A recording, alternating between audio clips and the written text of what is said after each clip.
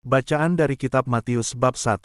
Silsilah Yesus Kristus. Inilah silsilah Yesus Kristus, anak Daud, anak Abraham. Abraham memperanakan Ishak, Ishak memperanakan Yakub, Yakub memperanakan Yehuda dan saudara-saudaranya, Yehuda memperanakan Peres dan Zerah dari Tamar, Peres memperanakan Hezron, Hezron memperanakan Ram, Ram memperanakan Aminadab, Aminadab memperanakan Nahason, Nahason memperanakan Salmon, Salmon memperanakan Boas dari Rahab, Boas memperanakan Obed dari Rut, Obed memperanakan Isai, Isai memperanakan Raja Daud.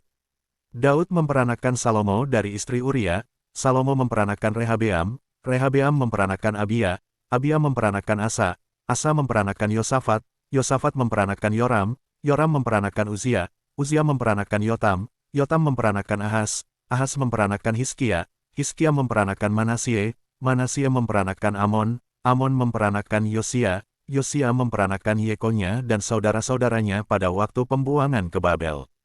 Sesudah pembuangan ke Babel, Yekonya memperanakan Siltil, Siltil memperanakan Zerubabel, Zerubabel memperanakan Abihud, Abihud memperanakan Eliakim, Eliakim memperanakan Azor, Azor memperanakan Zadok, Zadok memperanakan Ahim, Ahim memperanakan Eliud, Eliud memperanakan Eleazar, Eleazar memperanakan Matan, Matan memperanakan Yakub, Yakub memperanakan Yusuf suami Maria, yang melahirkan Yesus yang disebut Kristus.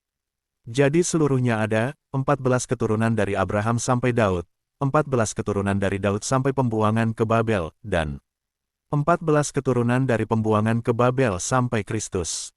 Kelahiran Yesus Kristus. Kelahiran Yesus Kristus adalah seperti berikut, pada waktu Maria, ibunya, bertunangan dengan Yusuf, ternyata ia mengandung dari Roh Kudus, sebelum mereka hidup sebagai suami istri. Karena Yusuf suaminya, seorang yang tulus hati dan tidak mau mencemarkan nama istrinya di muka umum, ia bermaksud menceraikannya dengan diam-diam. Tetapi ketika ia mempertimbangkan maksud itu, malaikat Tuhan nampak kepadanya dalam mimpi dan berkata, "Yusuf, anak Daud, janganlah engkau takut mengambil Maria sebagai istrimu, sebab anak yang di dalam kandungannya adalah dari Roh Kudus. Ia akan melahirkan anak laki-laki dan engkau akan menamakan dia Yesus, karena dialah yang akan menyelamatkan umatnya dari dosa mereka." Hal itu terjadi supaya genaplah yang difirmankan Tuhan oleh Nabi, "Sesungguhnya, anak darah itu akan mengandung dan melahirkan seorang anak laki-laki, dan mereka akan menamakan dia Immanuel, yang berarti, Allah menyertai kita." Sesudah bangun dari tidurnya, Yusuf berbuat seperti yang diperintahkan malaikat Tuhan itu kepadanya. Ia mengambil Maria sebagai istrinya, tetapi tidak bersetubuh dengan dia sampai ia melahirkan anaknya laki-laki dan Yusuf menamakan dia Yesus. Renungan, Allah bekerja melalui garis keluarga yang tidak sempurna. Matius 1 dimulai dengan silsilah Yesus. Bagi banyak orang, daftar nama panjang ini mungkin terlihat membosankan. Tapi sebenarnya ini sangat penting. Di dalam silsilah itu terdapat tokoh-tokoh dengan masa lalu yang rumit. Abraham pembohong karena takut, Yakub penipu, Rahab seorang pelacur, Daud raja besar tapi pernah jatuh dalam dosa besar, Salomo penuh hikmat namun gagal menjaga hatinya. Melalui semua orang yang tidak sempurna ini, Allah tetap melaksanakan rencananya. Ini adalah pengingat bahwa Tuhan tidak menunggu kita sempurna untuk dipakainya.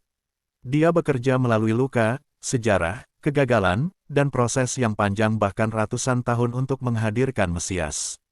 Jika hari ini kita merasa tidak layak, sudah gagal terlalu banyak, atau berasal dari keluarga yang berantakan, Matius 1 berkata, "Lebih besar dari, Tuhan bisa memakai hidupmu apa adanya, karena karyanya lebih besar daripada masa lalumu."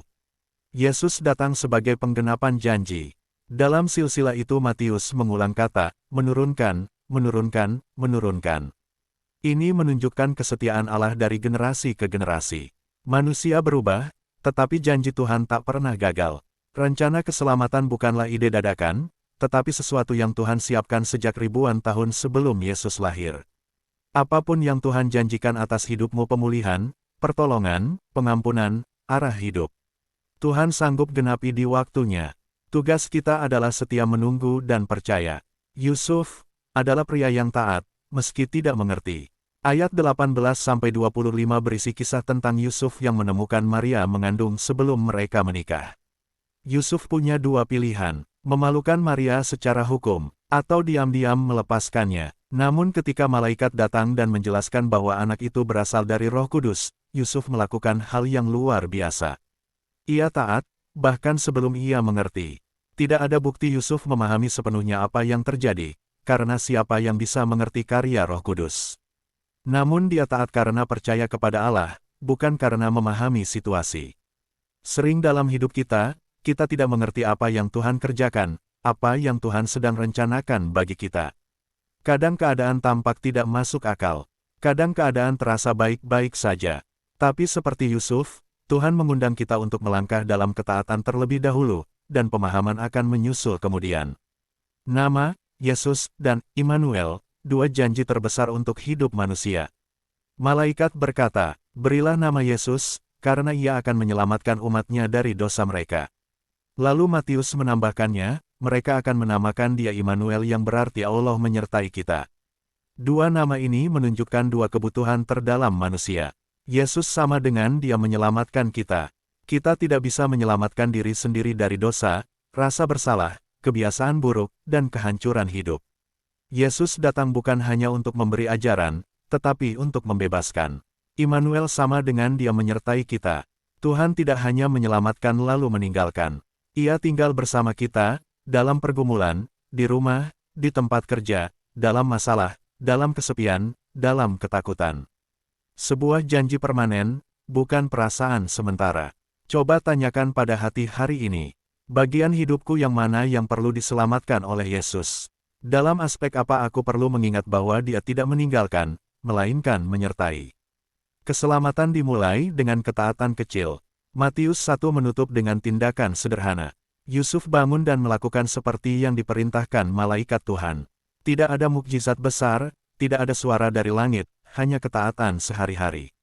Namun dari ketaatan kecil itu lahirlah karya keselamatan terbesar di dunia. Ketaatan kecil hari ini, memaafkan, berdoa, jujur, bekerja sungguh-sungguh, menghormati pasangan, menolak dosa. Bisa menjadi pintu dari berkat besar yang Tuhan siapkan bagi hidup kita.